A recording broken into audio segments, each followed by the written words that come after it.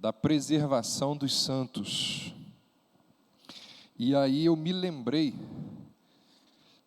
que eu tenho uma caixa ali com esse livro que um amigo meu escreveu e me mandou. Já tem mais de um ano. Eu anunciei aqui na igreja na época. E que trata exatamente dessa doutrina. Perseverança pela graça. Daniel Dietz, ele já esteve aqui na igreja, já há 2 vezes.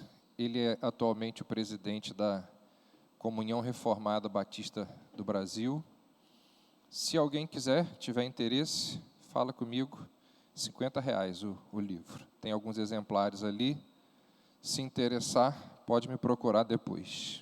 Tá joia? Queria convidar você a abrir a sua Bíblia lá em Romanos 8.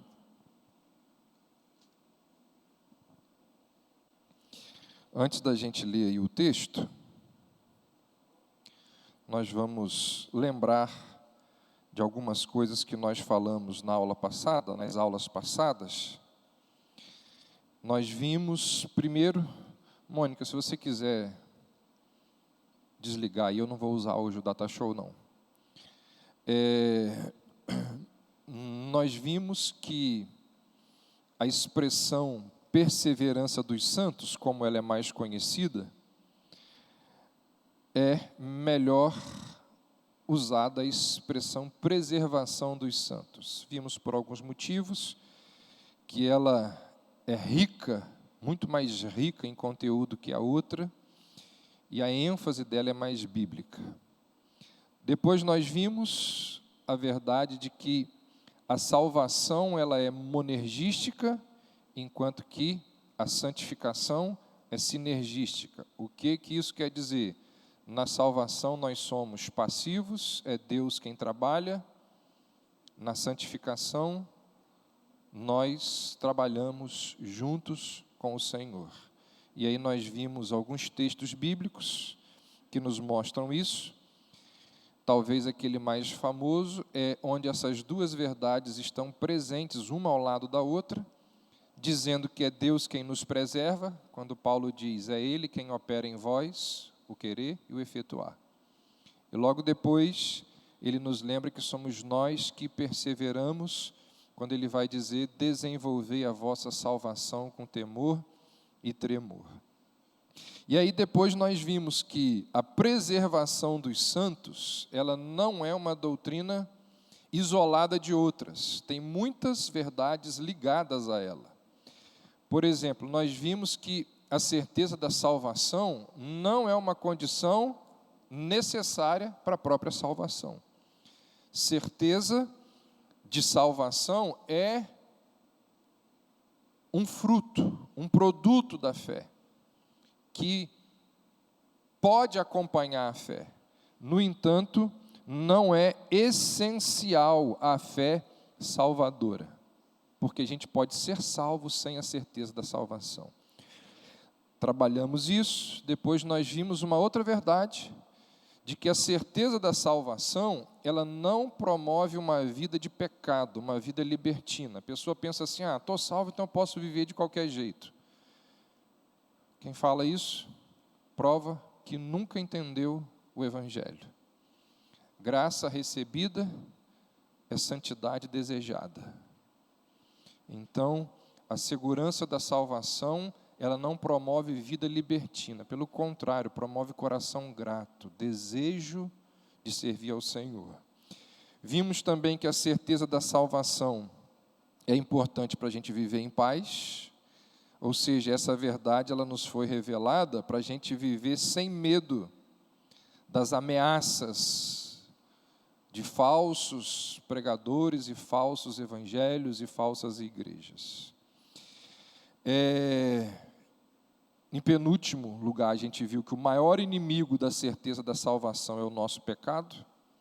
Nós vimos que se existe alguma coisa que pode nos levar para longe da certeza da salvação, é o nosso pecado.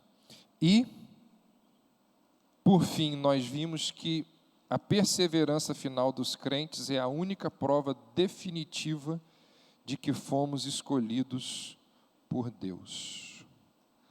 E aí nós vimos então que, como a Bíblia diz, que aquele que perseverar até o fim, esse será salvo.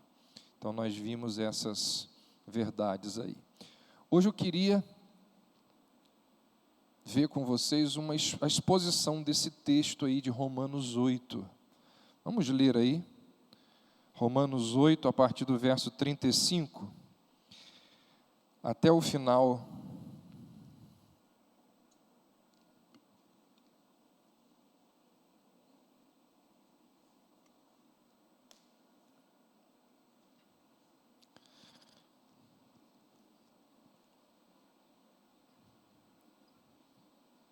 Quem nos separará do amor de Cristo? Será a tribulação, angústia, perseguição, fome, nudez, perigo, espada? Como está escrito, por amor de ti somos entregues à morte o dia todo. Fomos considerados como ovelhas para o matadouro. Em todas estas coisas, porém, somos mais que vencedores por meio daquele que nos amou. Porque estou bem certo de que nem a morte, nem a vida, nem os anjos, nem os principados, nem as coisas do presente, nem do porvir, nem os poderes, nem a altura, nem a profundidade, nem qualquer outra criatura poderá separar-nos do amor de Deus que está em Cristo Jesus, nosso Senhor. Dos muitos textos bíblicos que ensinam sobre a perseverança dos santos, certamente que esse aqui é o maior deles. Se você observar, no verso 33, Paulo afirma que ninguém pode nos acusar de absolutamente nada. Ele vai dizer aí, quem intentará acusação contra os eleitos de Deus? Certos dessa verdade, nós não temos nada a temer. No entanto, não é porque nós estamos convictos de que os nossos inimigos deixarão de nos acusar. Não é porque eu tenho a certeza da salvação que os meus adversários deixarão de colocar coisa errada na minha mente. Que adversários? Satanás, a nossa própria consciência manchada pelo pecado, pessoas, circunstâncias. Esses adversários, eles hão de nos acusar, mesmo que a gente tenha certeza e convicção da nossa salvação. E uma dessas acusações que esses adversários fazem é que as dificuldades e os problemas que nós enfrentamos, dizem eles, provam que Cristo desistiu de nós. Deus nos abandonou e a prova disso são as tribulações pelas quais nós passamos. Porque se nós estivéssemos sendo guardados e protegidos por Deus, nós não estaríamos enfrentando as tribulações que estamos. Então, qual é a pessoa aqui, qual de nós aqui, que ao passar por um problema muito sério, gravíssimo, nunca se questionou, ou nunca orou, dizendo assim, Senhor, o Senhor não está vendo, não? O Senhor não está percebendo o que está acontecendo comigo? Qual pessoa que ao enfrentar uma luta muito grande, nunca se fez essa pergunta, por que que Deus está permitindo que isso aconteça comigo? Se Deus me ama, por que que eu estou sofrendo tanto? Então, quando a dor é muito forte e a fé é muito fraca, nós acabamos dando ouvidos àquelas acusações que viram para a gente e dizem assim, olha, isso aí que você está passando é sinal do abandono de Deus. Se você acha que ninguém passa por isso, leia os Salmos, mas eu tenho certeza que você não acha. Mas os salmistas, eles estão o tempo todo perguntando: Senhor, está doendo aqui, ó. O senhor não está vendo, não? Então, os nossos adversários apanham essas circunstâncias e as utilizam como um dedo acusando a gente: ó, isso aí que você está passando é porque Deus te abandonou. Então, provavelmente, pensando nessa situação, o apóstolo Paulo faz aqui nesse texto que nós lemos uma lista dessas circunstâncias que supostamente podem ser utilizadas pelos nossos inimigos com o fim de nos acusar, afirmando que Deus não nos ama. Do contrário, Ele não permitiria que nós estivéssemos passando pelo que estamos. E então, diante desse cenário, Paulo vira e diz assim, olha aí, verso 35. Foi o texto que eu iniciei lendo. Quem nos separará do amor de Cristo? Será a tribulação, a angústia, perseguição, fome, nudez, perigo ou espada? Ele diz, será que essas coisas provam que o amor de Cristo desapareceu? O amor de Deus por nós desapareceu? Tribulação, angústia, perseguição, fome, nudez. Nudez aqui lembra o quê, gente? Tem dinheiro nem para comprar roupa. Crise econômica, ameaça. Antes de escrever essa carta aos crentes de Roma, Paulo já tinha passado por 6 desses 7 obstáculos que ele menciona. Se você ler 2 Coríntios 11, que é uma carta que Paulo escreve antes, Paulo vai dizer que ele tinha enfrentado todas essas situações. A única situação que Paulo ainda não tinha enfrentado, o único problema que ele ainda não tinha enfrentado, que era a espada, ele estava prestes a enfrentar.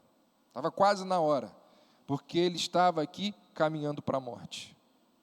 Você deve saber que ele foi morto por causa da sua fé em Cristo. Então, o que nós temos aqui? Um texto onde alguém fala não apenas por inspiração, Paulo fala por experiência. Ele passou por isso. Quando ele declara que nenhuma dessas coisas provam que Deus deixou de nos amar, ele está dizendo assim, eu passei por isso. Isso aí aconteceu comigo. E mesmo passando por tudo que passei, nunca deixei de sentir o cuidado e o favor de Deus sobre a minha vida. E aí ele vai dizer, olha aí no verso 38, ele diz assim, porque eu estou bem certo. Ou seja, ele está dizendo assim, eu não tive uma emoção momentânea, um sentimento passageiro. Ele coloca a expressão aqui na voz passiva, ou seja, como se ele estivesse dizendo assim, eu fui persuadido, eu fui convencido, cheguei a essa conclusão através de um processo de convencimento. Algumas coisas me levaram a essa conclusão, eu estou bem certo.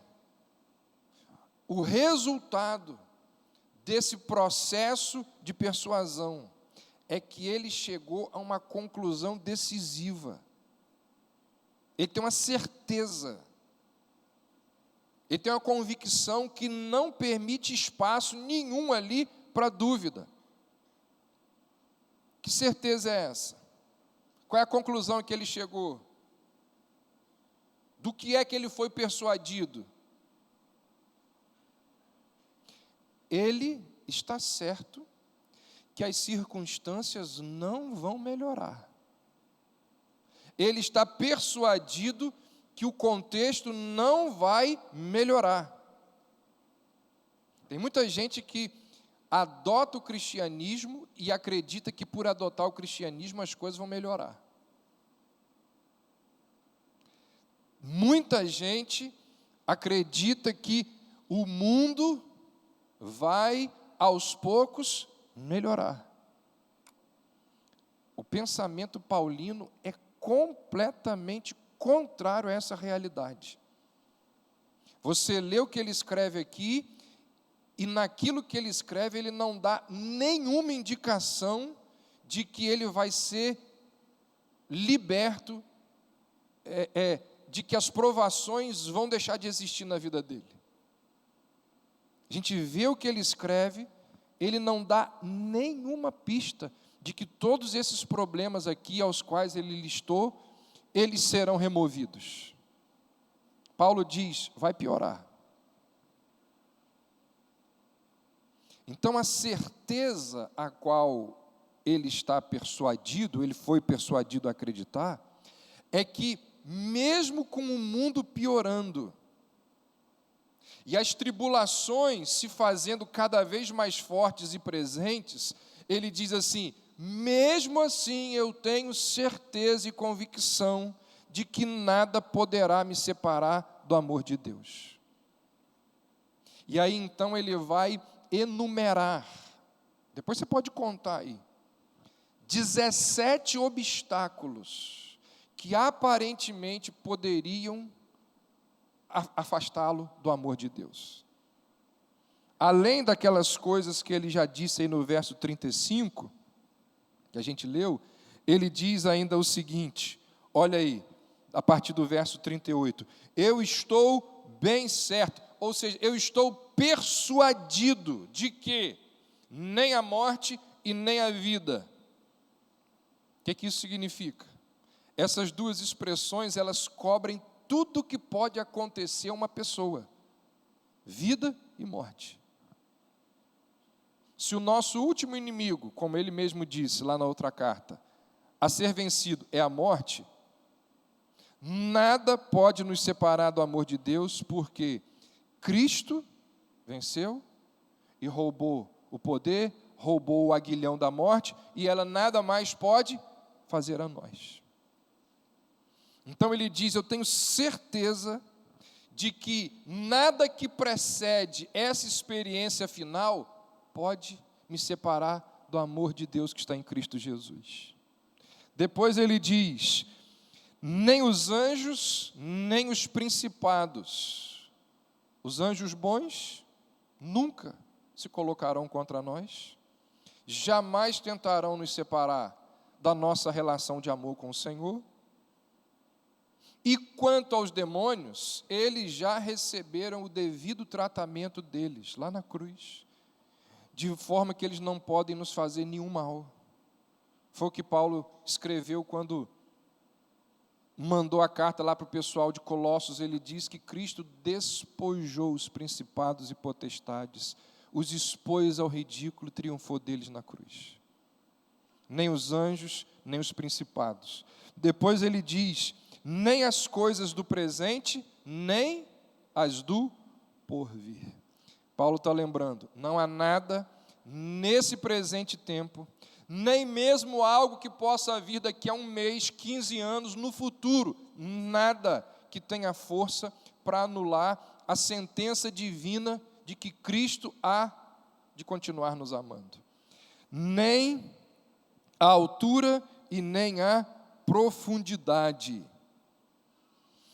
Essas palavras que Paulo utiliza aqui eram usadas na época pela astrologia, altura e profundidade, dando a entender que os movimentos dos planetas, eles controlavam aqui o destino dos mortais. Tem muita gente que ainda crê nisso hoje. Paulo diz, olha, nenhuma força oculta, desconhecida, nem poderes, qualquer coisa que a gente desconhece, é capaz de nos separar do amor de Deus. E aí ele então termina dizendo assim, nem qualquer outra criatura. Ele adiciona essa expressão aqui, para incluir um outro aspecto da realidade, que talvez ele tenha omitido. Ele diz assim, pode ser que eu tenha nessa lista aqui, pode ser que eu tenha me esquecido de alguma coisa.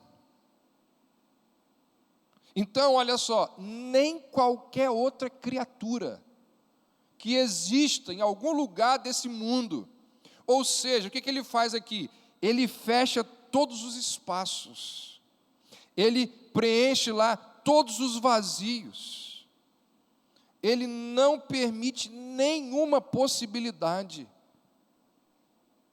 Ele diz, tendo considerado todos os oponentes, eu continuo convicto, certo, persuadido de que não há absolutamente nada que seja capaz de me separar do amor de Deus que está em Cristo.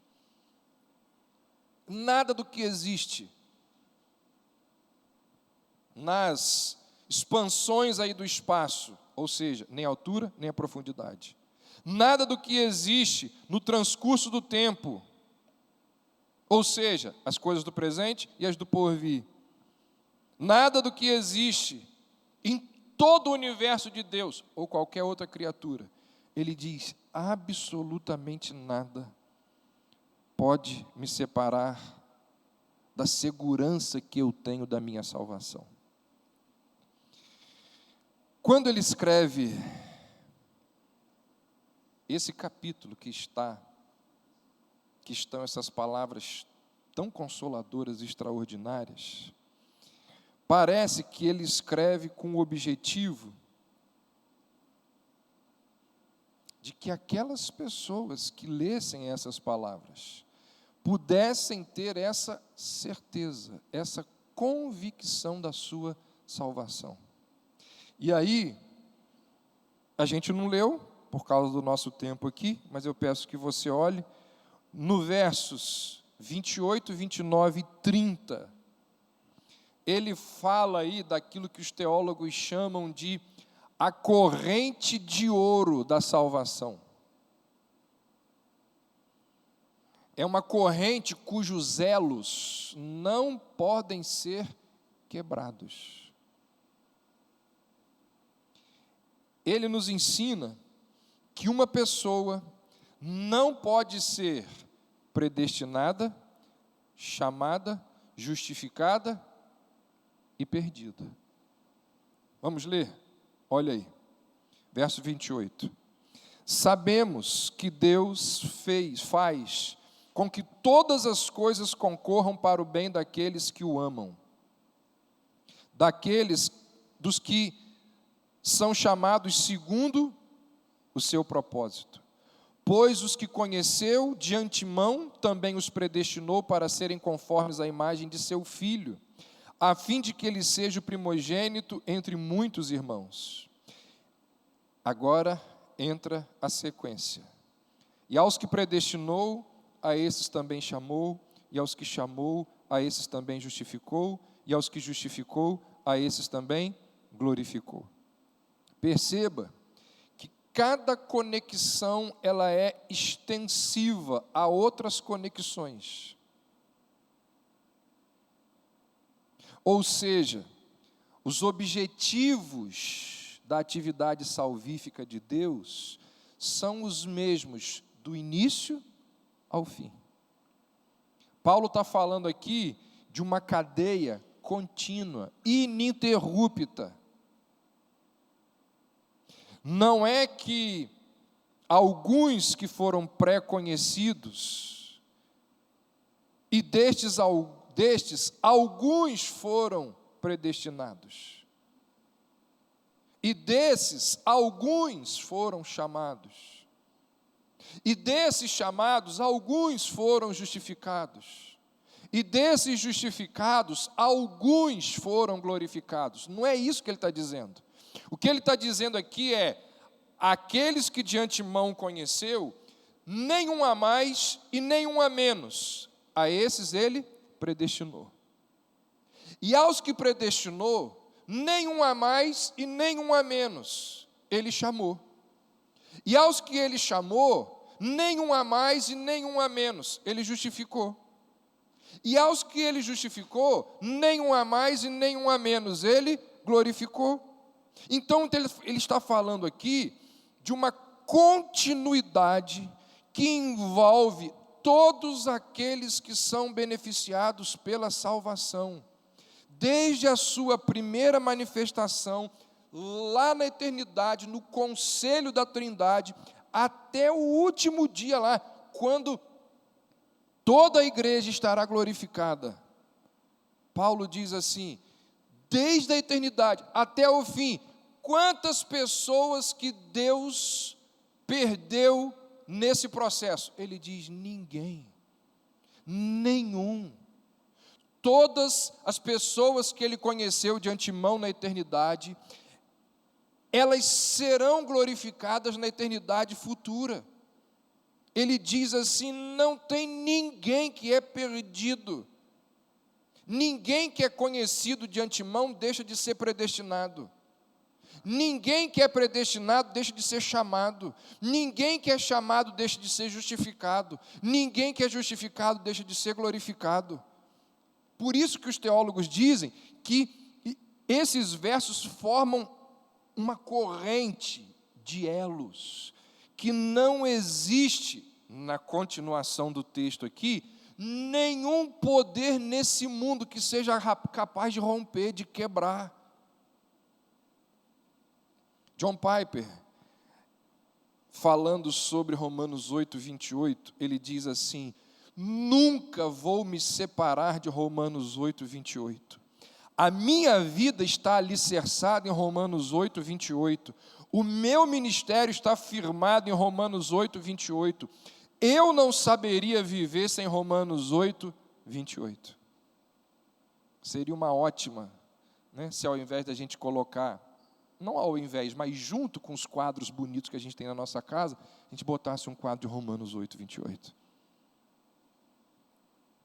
É uma corrente que, estendendo-se de eternidade a eternidade,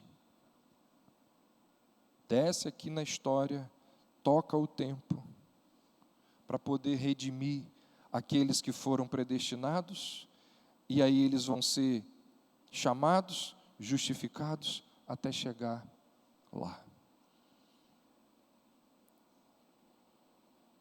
Verso 29, olha aí.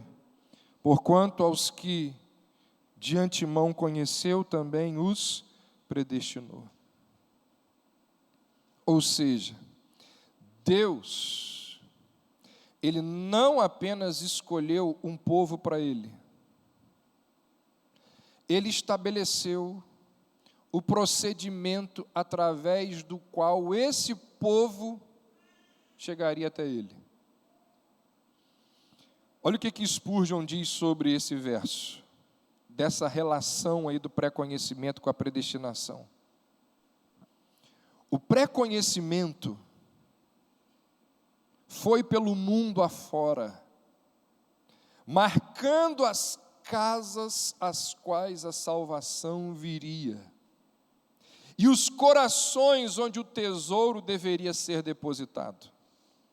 O pré-conhecimento olhou a raça humana, desde Adão até o último, e marcou com uma estampa sagrada aqueles para os quais a salvação havia sido designada. Depois veio a predestinação.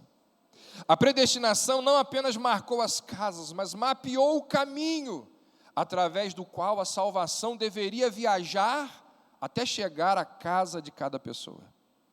A predestinação ordenou cada movimento do grande exército da salvação.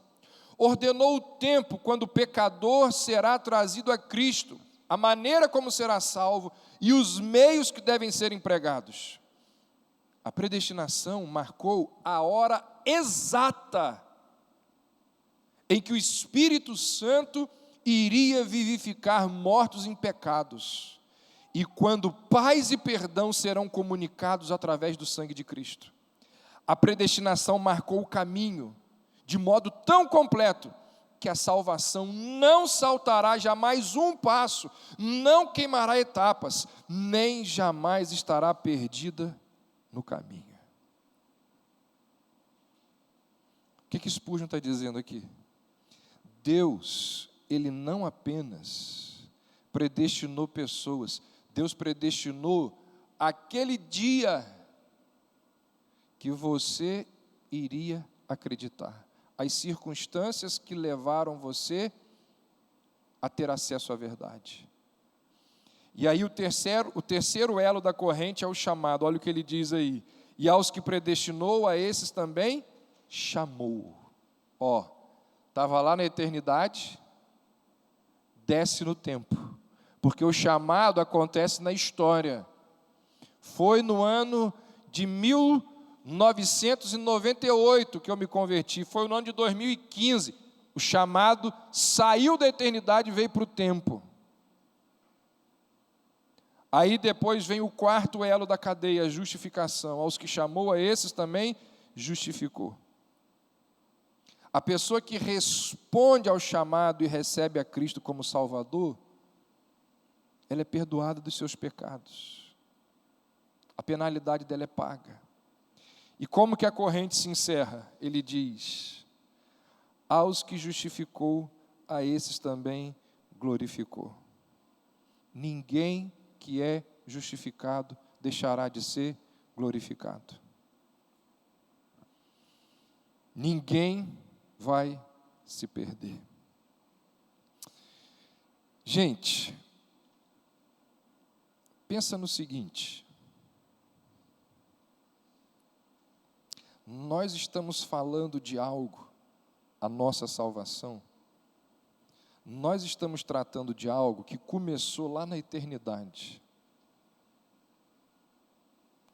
Cordeiro de Deus foi morto antes da fundação do mundo.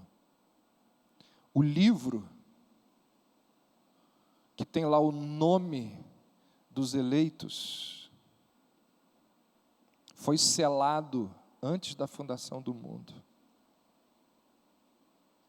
Deus prepara o cenário, Deus faz todas as coisas, Deus envia o Filho, Deus envia o Espírito Santo, Deus envia pessoas para pregar o Evangelho. Aí você vai e ouve as Escrituras, e é convencido, e é mudado, e se converte, e começa a obra do Espírito Santo sendo o Espírito Santo trabalhando em você. Aí acontece tudo isso, para de repente você falar assim: quero mais não. Quero mais ser crente não. Isso não existe. Não existe suicídio espiritual.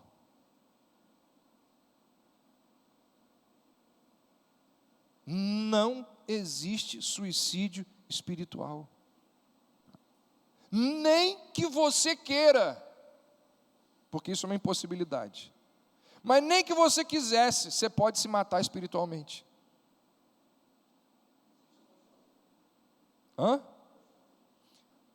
É o que nós tratamos anteriormente. A apostasia lembra que a pessoa nunca foi crente. Nunca houve, na apostasia, nunca houve conversão.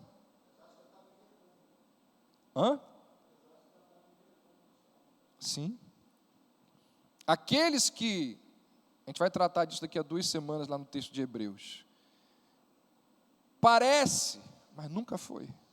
Falamos disso semana retrasada, quando mencionamos lá a semente, na parábola dos solos.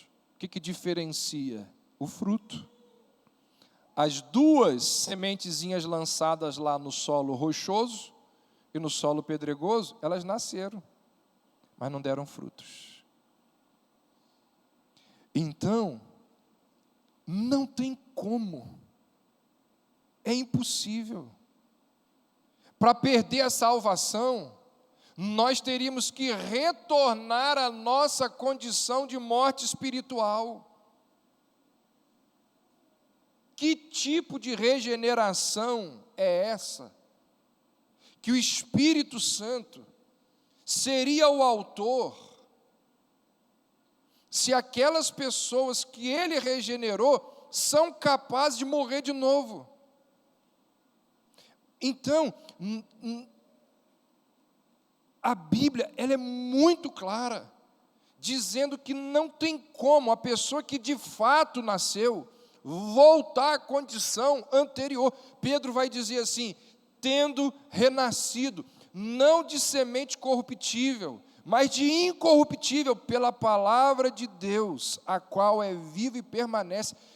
Não tem como. Paulo vai dizer assim: os dons e a vocação de Deus são irrevogáveis, ou seja, a dádiva divina da vida eterna nunca vai ser revertida.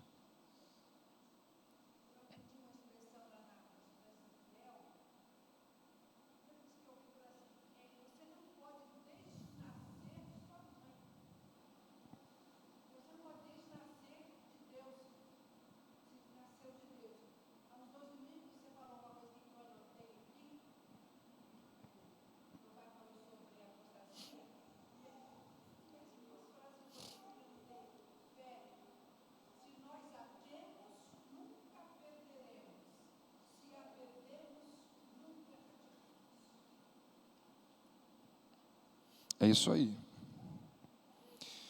Eu quero caminhar para o fim, e sempre em assuntos doutrinários assim, é importante nós nos remetermos à nossa confissão de fé. E na nossa confissão, tem uma parte que fala sobre a certeza da salvação. E ela diz assim: esta certeza não é uma mera persuasão teórica e presumível, baseada em uma esperança que pode falhar. Ela é uma certeza infalível de fé, alicerçada no sangue e na retidão de Cristo, revelados no Evangelho, bem como na evidência interior de certas graças do Espírito Santo, as quais recebem promessas de Deus. Baseia-se igualmente no testemunho do Espírito de adoção, que testifica com o nosso espírito que somos filhos de Deus. E esta certeza nos guarda, mantendo o nosso coração humilde e santo.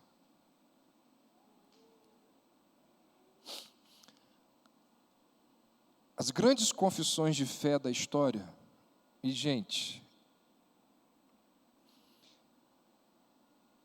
talvez você não esteja acostumado a essa linguagem, né? Talvez não conheça muito, mas confissões de fé são os documentos da igreja ao longo da história.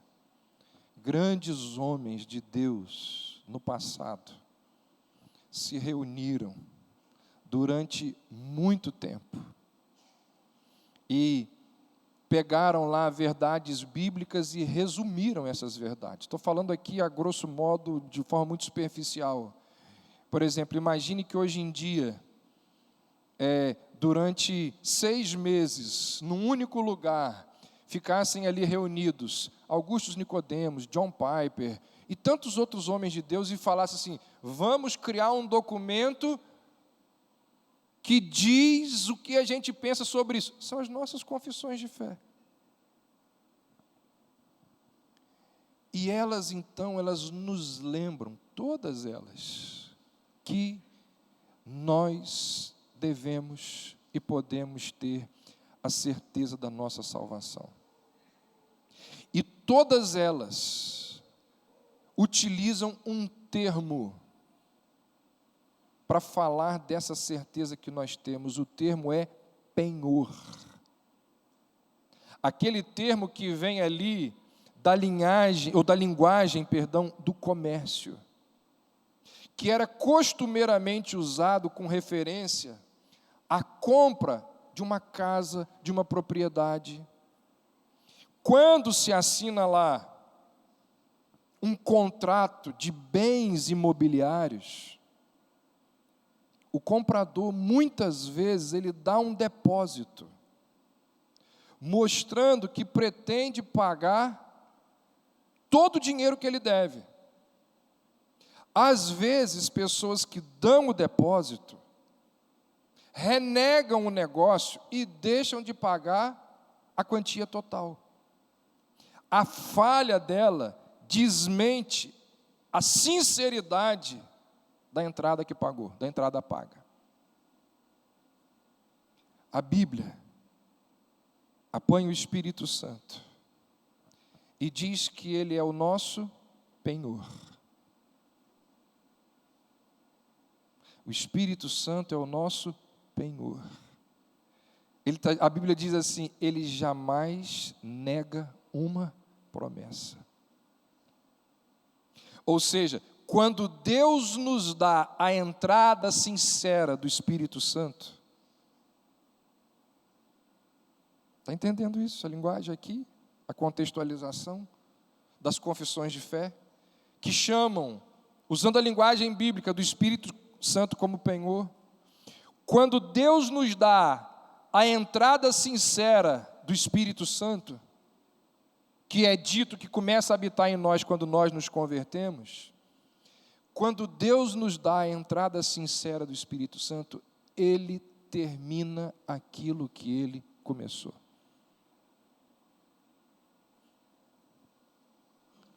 Deus começou a obra numa pessoa. Qual é a garantia que Ele vai terminar? Qual é a garantia que Ele vai chegar ao fim? O Espírito Santo. É por isso que a apostasia mostra que aquela pessoa nunca teve o Espírito Santo. É a certeza. E aí, a Bíblia ainda utiliza uma outra figura, que é a linguagem do selo. Além do penhor, ainda tem o selo. A Bíblia fala do Espírito Santo como selo. A ideia de selar é tirada daquela prática antiga de fechar, de selar documentos reais. Na antiguidade, os documentos eles eram autenticados, apertando ali o anel com sinete do rei na cera da carta. Fechava a carta, colocava a cera, aí vinha com o sinete do rei e selava. Ali era deixada uma impressão que indicava a autorização do rei, da realeza. A Bíblia apanha essas linguagens e diz assim, olha, o Espírito Santo é o anel de sinete do Rei Jesus. Ele está sendo selado ali, ó. Ele faz um sinal indelével nas nossas almas, indicando que Ele é o dono daquela alma. Então, essa é uma das doutrinas mais encantadoras da palavra de Deus. E esse capítulo de Romanos 8, ele foi escrito para nos lembrar de que nós não podemos jamais perder a salvação. Paulo diz, eu estou persuadido, eu estou bem certo, de que nem a morte, nem a vida, nem os principados e potestades, nem a altura, nem a profundidade, nem as coisas do presente, nem as do porvir, nem qualquer outra criatura podem me separar do amor de Deus que está em Cristo Jesus. Então, eu não sei se é o seu caso hoje em dia, mas se não for, o dia que você passar por um problema sério, complicado, às vezes nós vamos passar dias num hospital.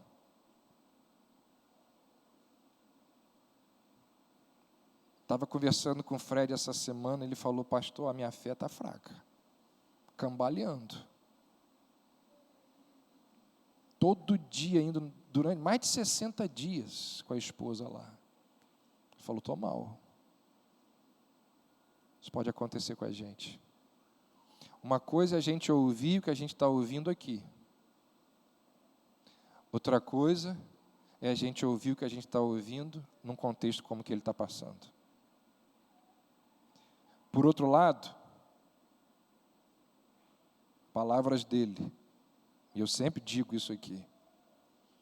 Ele disse assim: o que tem me sustentado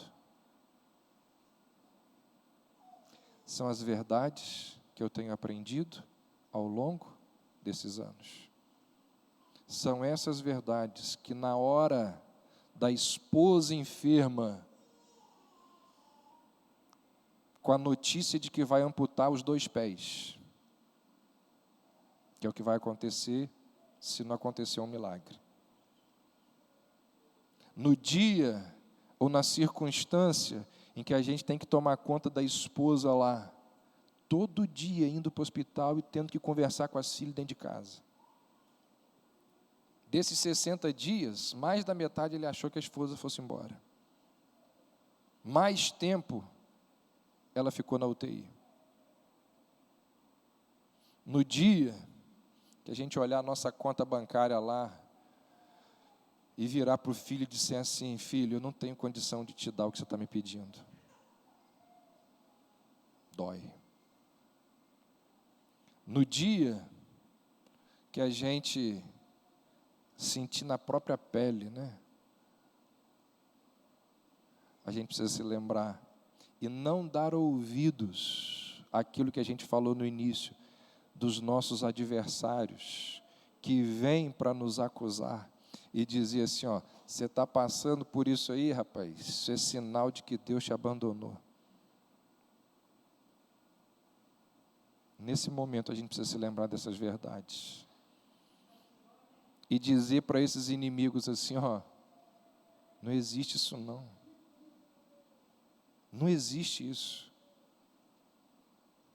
E quando ele continuar perturbando ali, você abre lá Romanos 8, 28.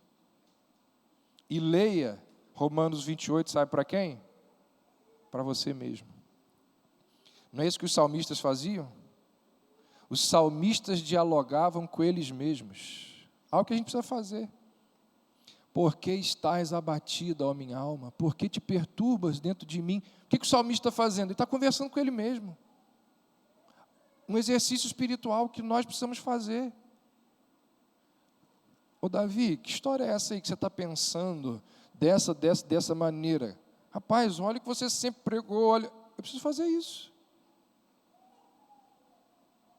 E encerro lembrando aquilo que já tenho dito aqui várias e várias vezes.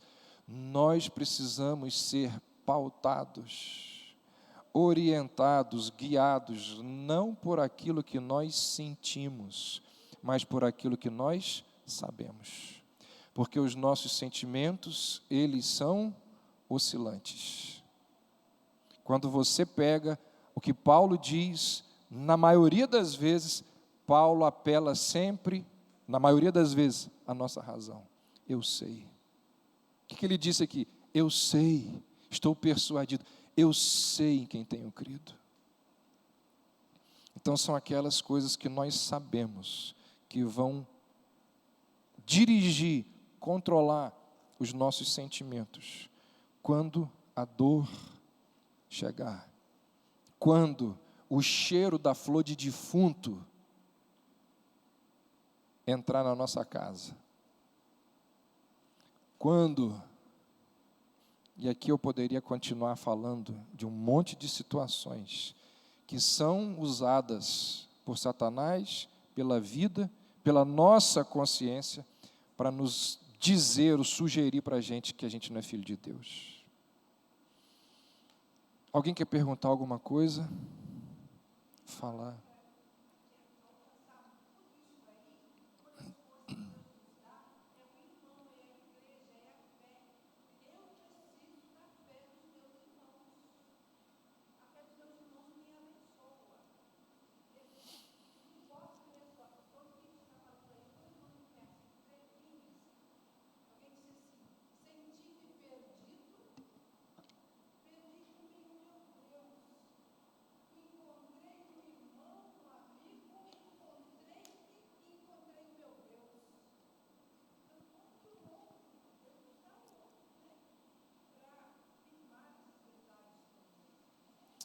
Os meios de graça que o Senhor usa para nos preservar. Vamos orar? Senhor, nós louvamos o Teu nome pela Tua palavra, que nos traz consolo, que nos traz esperança, que nos ajuda diante dos nossos problemas, das nossas lutas. Agradecemos, ó Deus, esses minutos que aqui passamos, ouvindo, aprendendo, relembrando essas verdades. E que essas verdades possam auxiliar, abençoar, fortalecer a fé dos Teus filhos e filhas que aqui estão. Leva-nos, ó Deus, em paz às nossas casas, com a certeza e a convicção da nossa redenção, com a certeza e a convicção de que o Senhor jamais deixará de realizar a obra que um dia o Senhor começou. Que estas verdades possam trazer consolo aos filhos e filhas do Senhor que aqui estão. Dá, ó Deus, a cada um aqui um bom domingo e traga-nos à noite para continuar ouvindo a Tua palavra, cultuando ao Senhor, dando glória ao Teu nome, cumprindo a ordenança de nos ajuntarmos no contexto da celebração comunitária. Assim nós oramos em nome de Jesus. Amém. Bom domingo.